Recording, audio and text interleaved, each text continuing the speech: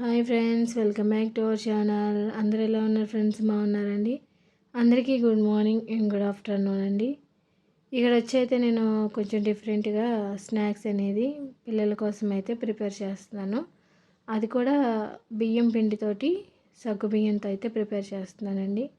Video అయితే ఎక్కడ skip చేయకుండా లాస్ట్ వరకు చూస్తే నేను ఎలా చేస్తాను అనేది తెలుస్తుంది మీకు. ఇక్కడ నేను బియ్యం పిండి అయితే తీసుకున్నానండి, 1 కిలో. దాన్ని అయితే చక్కగా మనం పిండిని పిండి కింద పట్టించేసుకుని పక్కన పెట్టుకోవాలి బియ్యాన్ని. తర్వాత ఇక్కడ సగ్గు బియ్యాన్ని అయితే నేను ఒక హాఫ్ అన్ అవర్ ముందే వాటర్ వేసి నానబెట్టేసుకుని పక్కన పెట్టుకున్నానండి.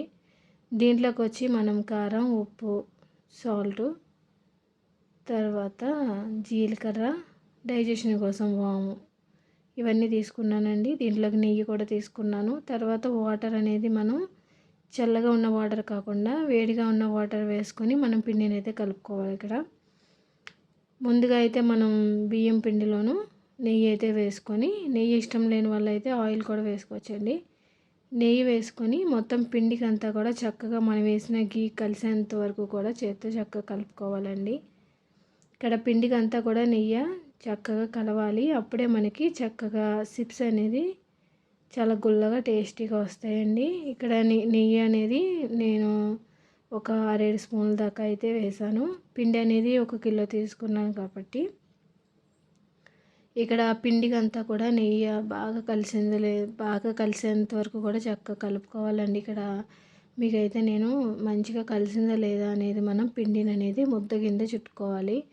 ఇక్కడ ముద్ద కింద అయ్యింది అంటే మనకి బాగానే కలిసినట్టండి నెయ్యి. ఇక్కడ నేను మొత్తం అంతా కూడా పిండిని చక్కగా కలిపేసుకున్నాను. నెక్స్ట్ వచ్చి మనం దీంట్లోనూ జీలకర్ర, వాము అనేది మనకి మంచి డైజెషన్ అండి. పిల్లలకి చక్కగా తినేటప్పుడు మంచి డైజెషన్ అవుతుంది వాము అనేది. కారం కూడా వేసానండి. దీంట్లో మీరు పచ్చిమిర్చి పేస్టు, కొత్తిమీర, కరివేపాకు అన్నీ వేసుకోవచ్చు. నేనైతే మా వాళ్ళు తినరు కాబట్టి అవన్నీ కూడా నేను వేయలేదండి. మీరైతే చక్కగా వేసుకొని ప్రిపేర్ చేసుకోవచ్చు. అంటే కొంచెం కారం ఎక్కువ తినేవాళ్ళు అయితే పచ్చిమిర్చిని పేస్ట్ కింద చేసుకొని దీంట్లో వేసుకుంటే బాగుంటుంది. ఇక్కడైతే మనం వేసుకున్నవన్నీ కూడా చక్కగా పిండికి కలిసేంత వరకు కూడా కలుపుకోవాలండి. తర్వాత నెక్స్ట్ వచ్చి ఇక్కడ మనం ఆల్రెడీ నానబెట్టుకున్నాం కదండి సగ్గుబియ్యం అనేది మనకి చక్కగా మెత్తగా నానిపోయి, ఆ సగ్గుబియ్యాన్ని కూడా మనం దీంట్లో వేసేసుకోవాలండి. వేసేసుకొని పిండికి అంతా కూడా సగ్గుబియ్యం చక్కగా కలిసేంత వరకు కూడా మనం కలుపుకోవాలి చేతితోటైతే. ఇక్కడ చూసారండి, ఇక్కడ నేను సగ్గుబియ్యం వేసిన తర్వాత పిండికి చక్కగా కలుపుకుంటున్నాను. దీంట్లో నేను నెక్స్ట్ వచ్చి ఇవి కూడా వేసానండి. టేస్ట్ కోసం నేను నువ్వులు కూడా తీసుకున్నానండి. ఇక్కడ నువ్వులు అనేది మనకి పిల్లలకి మంచి హెల్తీ కదండి. మనం నువ్వులు కూడా దీంట్లో పిండి కలుపుకునేటప్పుడే నువ్వులు కూడా వేసుకుంటే మనం ఇక్కడ నేనైతే ఒక 4-5 స్పూన్ల దాకా వేసానండి. నువ్వులు అనేది టేస్ట్ తినడానికి బాగుంటుంది, పిల్లలకు కూడా మంచి హెల్తీ కదండి. అందుకని నేను ఇక్కడ ఒక 4-5 స్పూన్ల దాకా నువ్వులు కూడా తీసుకున్నాను, తెల్ల నువ్వులు. అవి కూడా వేసుకొని చక్కగా కలిపేసుకోవాలండి. మనకి సగ్గుబియ్యం అనేది నేను చిన్న కప్పుతోటి 2 కప్పుల దాకా తీసుకున్నాను. అంటే మనం బియ్యం పిండిని బట్టి సగ్గుబియ్యాన్ని అనేది యాడ్ చేసుకోవాలి. దీంట్లో నేను 1 కిలో బియ్యం పిండికి 2 కప్పులు సగ్గుబియ్యాన్ని అనేది తీసుకున్నాను. ఇక్కడ మనం నువ్వులు వేసేసుకున్న తర్వాత పిండికి మొత్తం కలిసేంత వరకు కలుపుకోవాలి. తర్వాత మనం వేడిగా ఉన్న వాటరు కొంచెం కొంచెంగా వేసుకొని, మనకి చేత్తో కలిపితే కాలుతుంది కాబట్టి మనం గరిటెతో అయితే చక్కగా కొంచెం కొంచెంగా వాటర్ వేసుకొని అయితే కలుపుకోవాలి. కొంచెం వాటర్ చల్లారిన తర్వాత మనం పిండిని చేత్తోనే అయితే చక్కగా కలిపేసుకోవచ్చండి.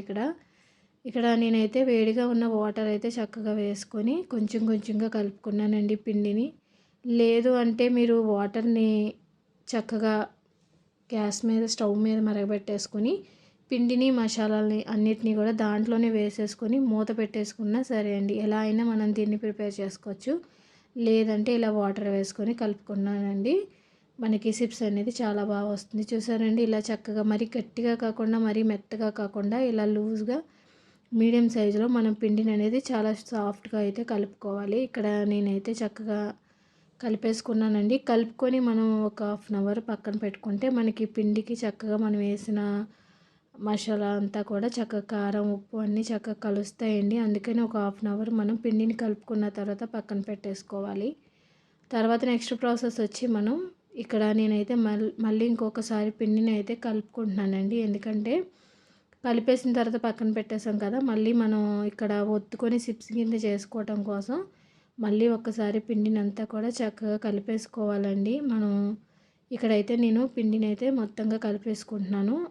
మనం కొంచెం పిండిని అయితే తీసుకొని కనమ పిండిని అయితే మనం మూత పెట్టేసుకోవాలండి. ఎందుకంటే మళ్ళీ పిండి మనకి గాలికి ఎండిపోతే మళ్ళీ సిప్స్ వేసుకోవడానికి కొంచెం ఇబ్బందిగా అనిపిస్తుంది కాబట్టి ఇక్కడ నేనైతే కొంచెం పిండి తీసుకొని మిగతా పిండిని అయితే నేను మూతతో అయితే పెట్టుకొని పక్కన పెట్టేసుకున్నానండి. ఇక్కడ నేను చపాతీ చేసుకునేది ఉంటుంది కదా, రాయి, అదైతే తీసుకున్నానండి.